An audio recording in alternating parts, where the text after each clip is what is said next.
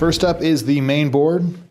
We're going to want to get this plastic piece off, set it off to the side. Now we're going to want to get these clips removed.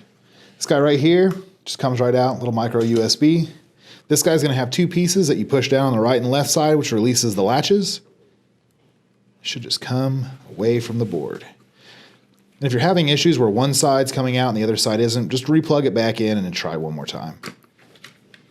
This one's going to have a clip on the back of it. You just use your thumbnail to depress it.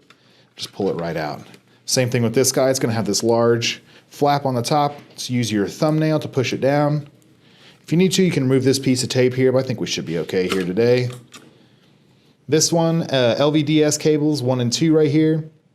We're going to want to push down on the two plastic tabs on the right and left side, and then pull that right away from the board. After that, we should just have a handful of screws, and this should be coming up. This input right here is a separate board. It'll just come away. We can lay that off to the side. I